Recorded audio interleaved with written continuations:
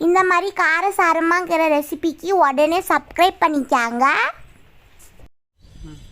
Hi நண்பர்களே, இப்போ நம்ம பார்க்க போகிறது ஒரு பீக்கணிக்காய் பச்சடியில் பார்க்க போகிறேங்க. அதுக்கு நான் ஒரே ஒரு பீக்கணிக்காய் எடுத்துன்னு இது 1/4 கேஜிக்கு இப்போ இது நம்ம கட் பண்ணிக்கலாம்.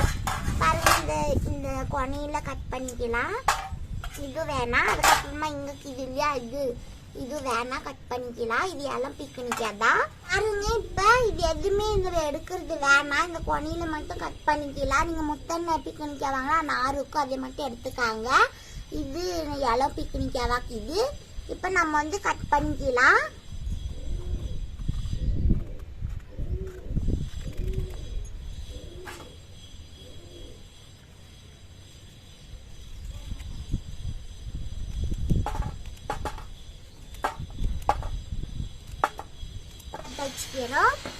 இது கொஞ்சம் பாண்டில் காயிட்டோம். இப்போ நான் 2 ஸ்பூன் எண்ணெய் எடுத்து வச்சுக்கிறோம். 2 ஸ்பூன் எண்ணெய் சேர்த்துக்கலாம். பாருங்க, இப்போ உளுத்தப்பருப்பு 1 ஸ்பூன் எடுத்துன்னுக்கிறோம். உளுத்தப்பருப்பு போட்டுக்கலாம். அதுக்கப்புறமா கடலைப்பருப்புக்கு அதையும் நான் சேர்த்துக்கிறோம். சேர்த்துட்டு இது கொஞ்சம் வறுத்துக்கலாம் ப்ரௌனா.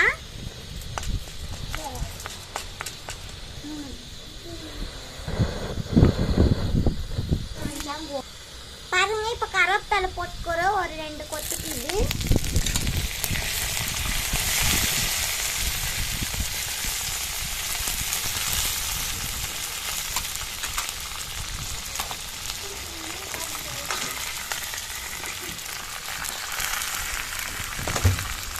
பாருங்க, கால் கேட் மாதிரி சேர்த்துக்காங்க. நான் 7 மிளகாய் சேர்த்துக்கிறோம். இதெல்லாம் சேர்த்து நல்லா வெடிக்கலாம்.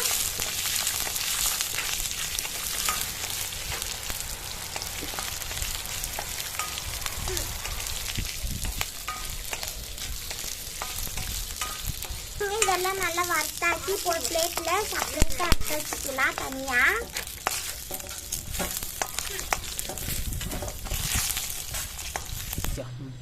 பாருங்க, அடுத்து நம்ம கட் பண்ணிலே பீக்கணிக்கு அதே போட்டுக்கலாம்.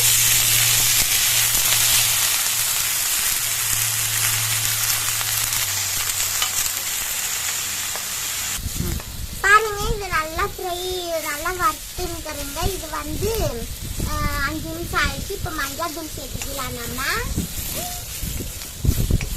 அடுத்த கட்டமாக உப்பு சேர்த்துக்கலாம். உப்பு பாருங்க, தேவைக்கு ஏற்ற மாதிரி சேர்த்திக்காங்க. உப்பு பார்த்து தேவைக்கு ஏற்ற மாதிரி சேர்த்திக்காங்க. நான் ஒரு 1/2 ஸ்பூன் எடுத்துன்னு போகிறோம். இதுவும் நல்லா வறுத்துக்கலாம் ஒரு 2 நிமிஷம்.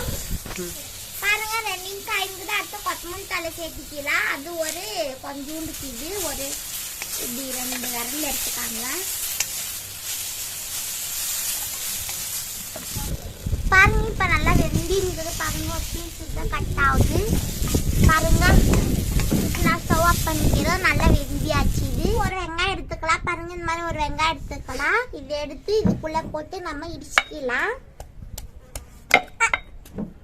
வெங்காயம் இப்போ இவ்வளோ ஆயினுக்குது, நைஸ் ஆயினுக்குது. இப்போ நம்ம அடுத்த பச்சை மிளகாய் தான் வெடிப்பு வச்சுங்க, அதையும் சேர்த்திக்கலாம். இதையும் சேர்த்திட்டு நம்ம நல்லா இடிச்சுக்கலாம்.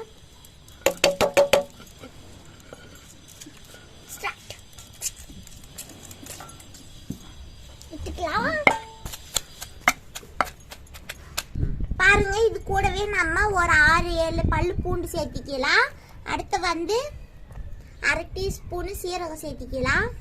சேர்த்திட்டு எல்லாம் சேர்ந்து நல்லா கொஞ்சம் இடிச்சுக்கலாம் நைஸா.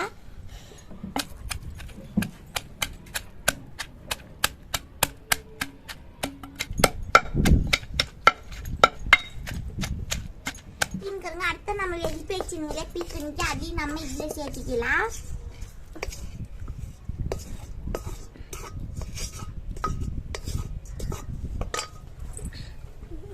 சேர்த்திட்டு இது நம்ம இது கூட கொஞ்சம் புளி சேர்த்திக்கலாம். புளி சேர்த்திட்டு எல்லாமே நைஸா அடிச்சுக்கலாம்.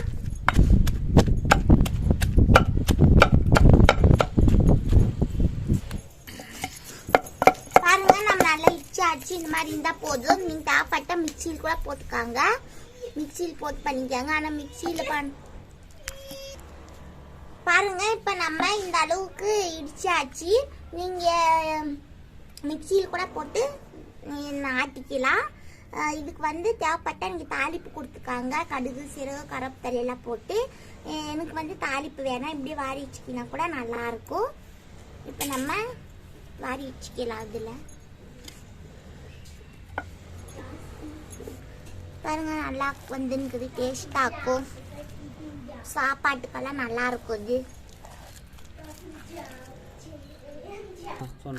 பாருங்க, இது நல்லா ஒரு டேஸ்டாக்கிற தொக்கு. இது வந்து பச்சடி. நீங்கள் வந்து எல்லாத்துக்கும் ட்ரை பண்ணலாம். தயிர் சாதம், வெள்ளை சாப்பாடு, அதுக்கப்புறமா சப்பாத்திக்கு, எல்லாத்துக்கும் களிக்கு எல்லாத்துக்கும் நல்லாயிருக்கும். நீங்களும் இது மாதிரி பண்ணி ட்ரை பண்ணுங்க. பாருங்க, இந்த மாதிரி பண்ணுங்க, சூப்பராக வந்துருக்குது. உங்களுக்கு பார்த்தாலே தெரியும். பீக்கணிக்காவுக்கு டேஸ்ட்டாக இருக்கும். பல்லு எந்த பண்ணாலும் இந்த மாதிரி இடித்து தொக்கு பண்ணால் இன்னும் சூப்பராக இருக்கும். நீங்கள் சூடாக்கிய சாதத்துக்கு அந்த மாதிரி நீங்கள் சாப்பிட்றது எல்லாத்துக்கும் ட்ரை பண்ணுங்கள். சுட சாதத்தோட போட்டு சாப்பிடுங்க, சூப்பராக இருக்கும். பிடிச்சிருந்தா லைக் பண்ணுங்கள், சப்ஸ்கிரைப் பண்ணுங்கள். உங்களிடம் இந்த விடைபெற்றுக் கொள்கிறேன். நன்றி, வணக்கம்.